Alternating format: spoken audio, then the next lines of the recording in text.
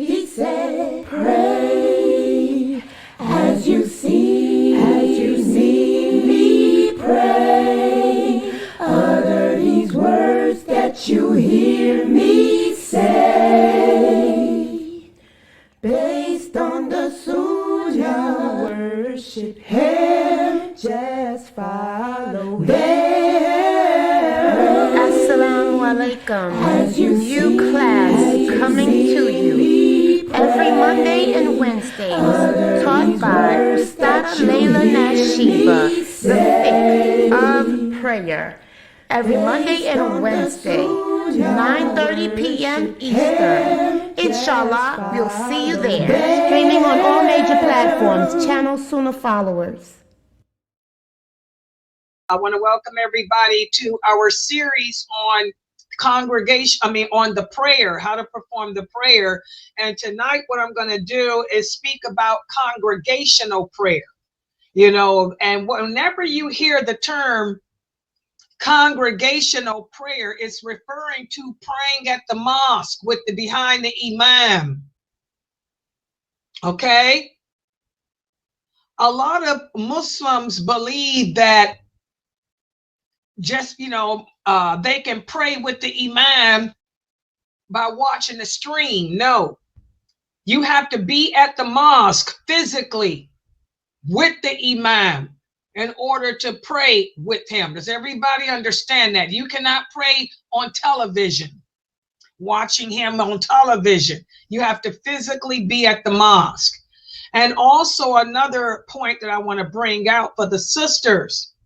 Whenever you read a hadith that speaks about congregational prayer, that hadith is addressing the men, not women, because Muslim women do not have to pray behind the imam. In fact, a woman, we're going to go over those hadiths today, a woman gets more blessings praying by herself in her bedroom than she does at any masjid behind anyone.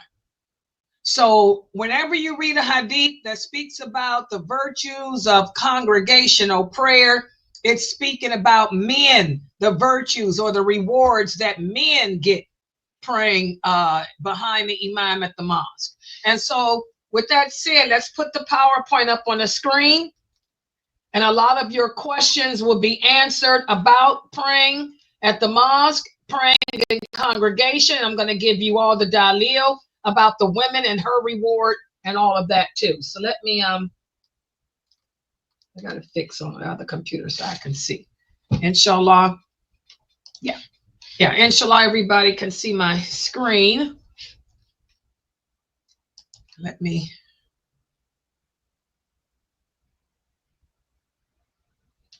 Okay. All right. So let's start this off. First of all, what I'm going to do is go over the rewards or the virtues of praying at the mosque behind the imam. And again, all of these virtues and rewards apply to the brothers, not the sisters. The Prophet Muhammad sallallahu alaihi wasallam said, praying in congregation is superior to a prayer performed individually by 27 degrees. And this is all these hadiths are authentic. That's Bukhari and Muslim. And again, it talks about, this is for a man, not woman. A man, you brothers get more blessings praying behind the imam at the mosque than praying by yourself 27 times. Also, here's the proof that it's about a man and not a woman. The Prophet sallallahu alaihi wasallam said, the prayer of a man in congregation is 25 times more rewarding than his prayer in his house or prayer in the marketplace. And this is because he makes the wudu and he makes it the correct way.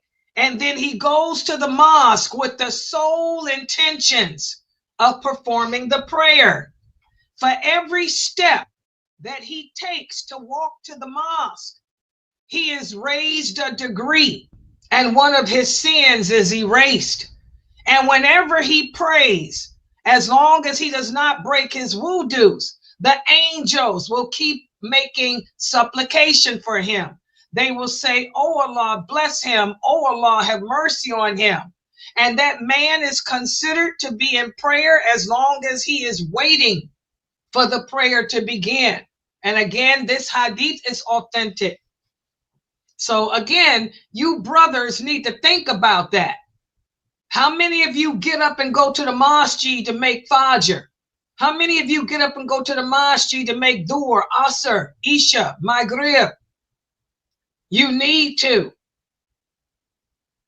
For every step you take to the mosque, whether you're driving in your car or walking, you're getting blessings. You brothers are cheating yourselves out of reward sitting at home. We also have a hadith where a blind man came to the prophet. He said, "O prophet of Allah, I have no one to guide me or show me the way to the mosque." So he asked for permission to pray to pray in his home, and the prophet gave it to him. And when he turned to leave, the prophet said, "Wait a minute, can you hear the adhan when it's being called?" The man said, "Yes." The prophet said, "Then respond to it by coming to the mosque." So you learn from this hadith, and this is authentic as well, that if you can hear the mosque being called, the adhan being called, you brothers need to get to the mosque to pray. If you live that close to the mosque that you can hear the adhan, you should not be praying at home. You need to go to the mosque. Is that clear? I want you brothers to ponder that. You can hear the adhan being called, but instead of you getting up, going to the mosque to pray with the rest of the Muslims, you sitting at home watching a football game. Oh no, that don't work in Islam. You're going to be held accountable for that. Also, the Prophet sallallahu alaihi wasallam said, "By he in whose hand is my soul, I thought about ordering a fire to be lit, and then someone to lead the people in prayer, and then to go to the men who don't attend the prayer and burn their houses down." This hadith doesn't mean the prophet was going to go burn people's houses down. He's just talking about the virtues, the seriousness of not going to the mosque to pray. If you can hear the adhan being called, and instead of you responding to it, you're going to sit there and lay in the bed or continue to sleep or eat or whatever. That's how horrific a sin that is. Also, Ibn Masud, may Allah be pleased with him, said, "If anyone would like to meet Allah as a Muslim, then he should preserve in observing the 5 prayers whenever the adhan is made for them, because Allah has chosen for your prophet the way of correct guidance, and the 5 prayers in congregation are part of this guidance. If you were to pray them in your houses as the man who stays at home, then you will be abandoning the sunnah of your prophet, and if you leave the sunnah of your prophet, you will go astray." He said, "I have seen a time when no one stayed away from the prayer at the mosque, except for the hypocrites who were well known for their hypocrisy. A man would be brought, supported by 2 people to come pray due to his weakness." And this hadith is authentic. It's Sahih Muslim. So again, guys, maybe this is why Allah has sent the war now towards us. Because we have strayed away. We have strayed away from Islam and its truthfulness with the understanding of those companions. Instead of you brothers going to the mosque to pray, you're sitting at home watching football or too lazy. You rather pray at home, but with your kids, than pray behind the imam and get the reward. Subhanallah, what a twisted nation we are today. Also, the Prophet Muhammad sallallahu alaihi wasallam said, if there are 3 men who live in a town together in the same village or the same city or the same town, and they do not establish prayer amongst them, Shaitan will take control over them. So be with the congregation, since the wolf devours the sheep. And again, how many of us live in cities where there's hundreds of Muslims, but we don't go to the mosque to pray? We're too lazy. Or we rather do like those idiots do every Ramadan.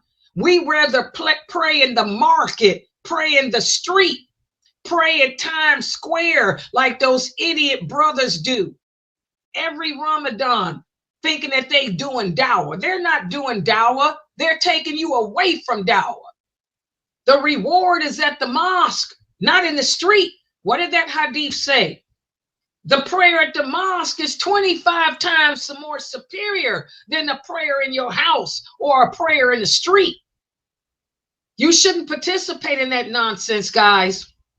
Every Ramadan, we got these innovators who rather do Taraweeh prayer in the street, in the filthy ghetto streets of Times Square, rather than pray it inside the mosque. These are a bunch of lunatic idiots who are cheating themselves out of reward, who think that they're calling you to Allah, but those are examples of people who are calling you to the hellfire.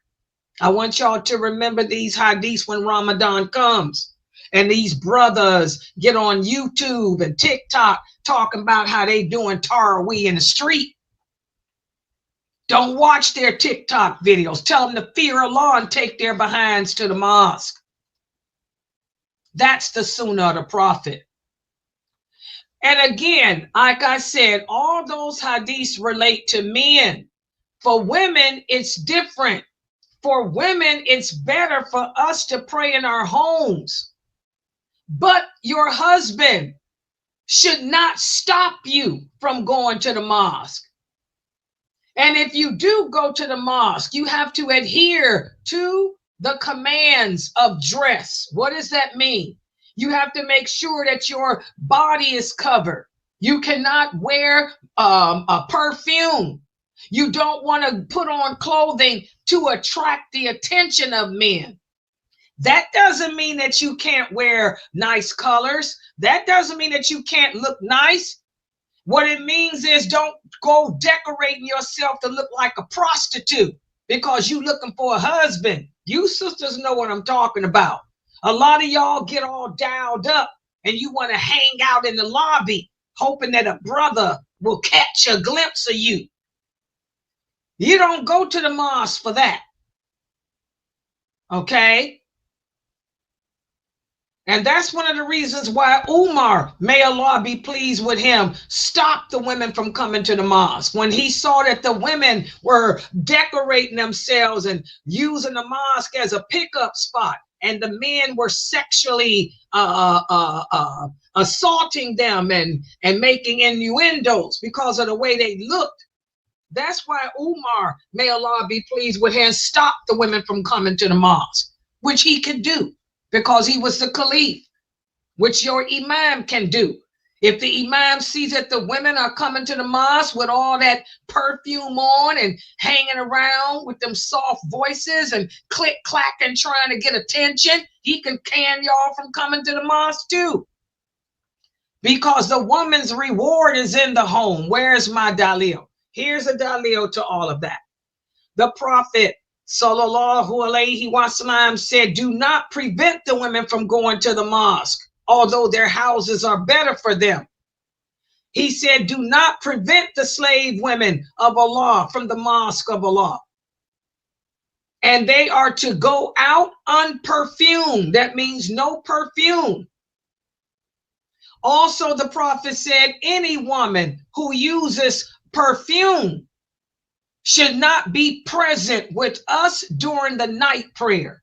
So if you sisters are going to put on that stinky perfume that y'all be wearing because you want to attract the attention, You ain't getting no reward for your prayer. Instead, you're getting sins, and none of your prayers are accepted until you go home and take a complete ghusl.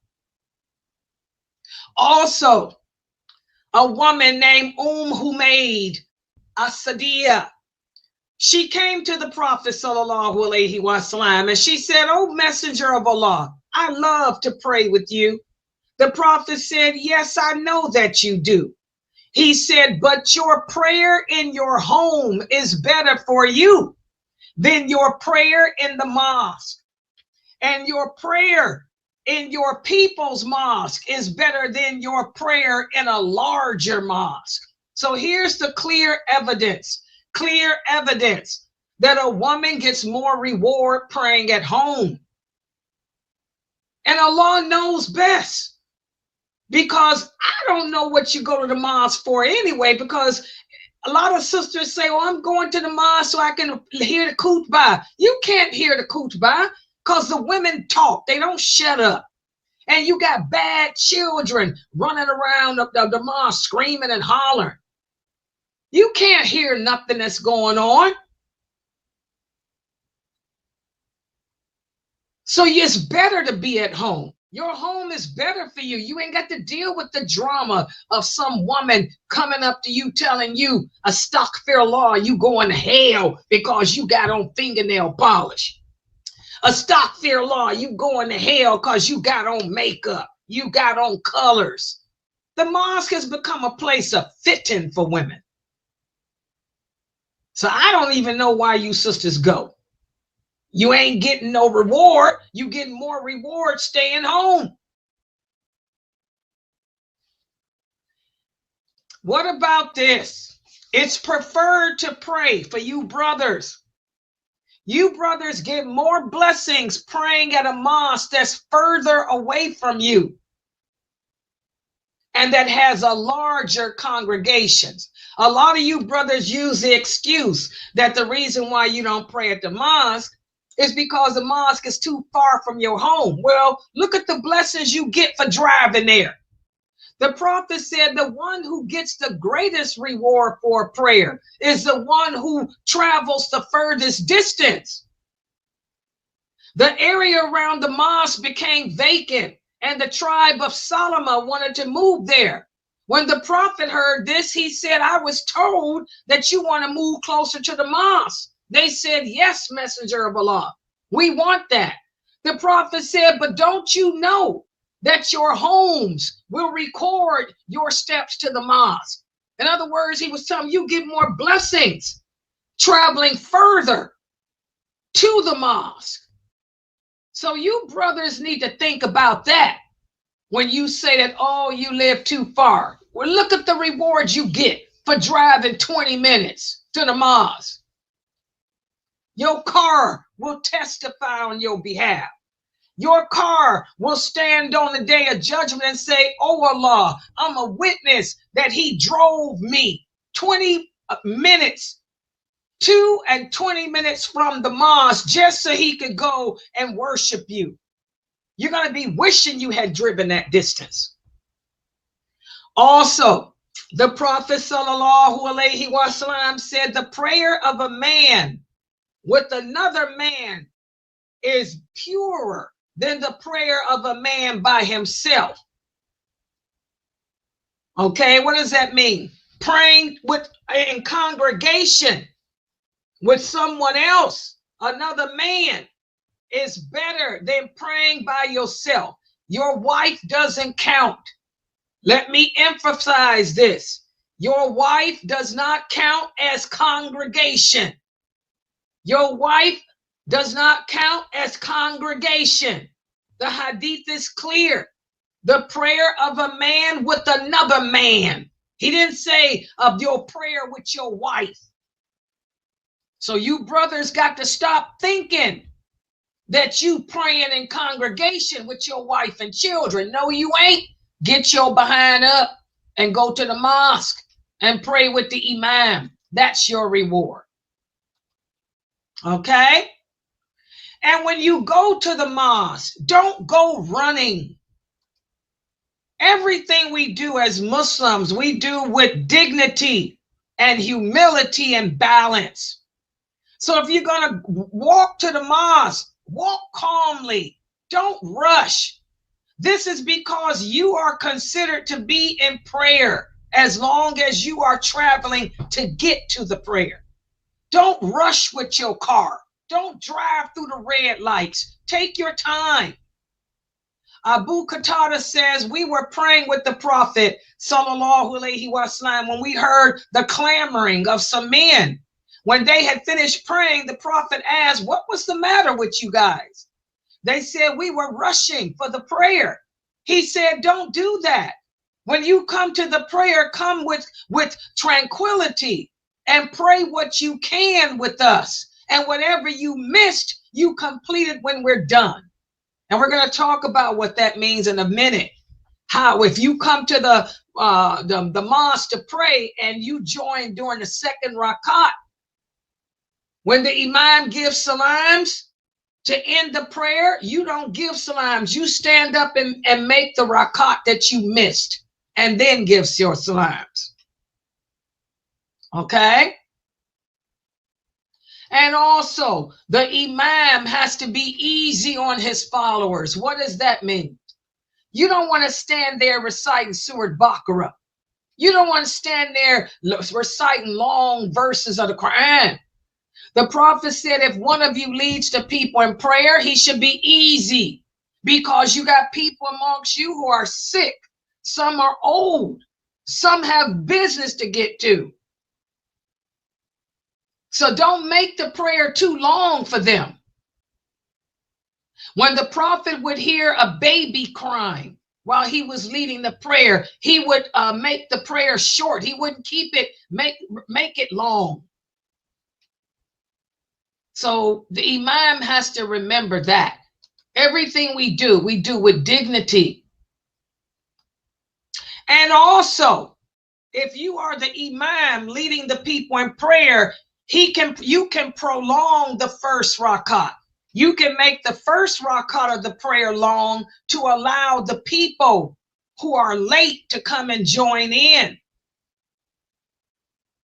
The Prophet sallallahu alaihi wasallam allowed the latecomers to join the first rakat. If the prayer was began, one could go to relieve himself, make wudu and return, and the Prophet would still be in the first rakat. He did this so that the people that had to make wudu, or the late people, could join in without missing anything. And when you're praying behind the imam, this is very important. A couple of the imams asked me to emphasize this with you guys, the new shahadas. The imam is to be followed. You do not move until after he has moved. In other words, you do not raise your hands until after the imam has raised his and said, Allahu Akbar. Then you move. You don't move before him. Does everybody understand that? Wait till you hear Allahu Akbar, then you move.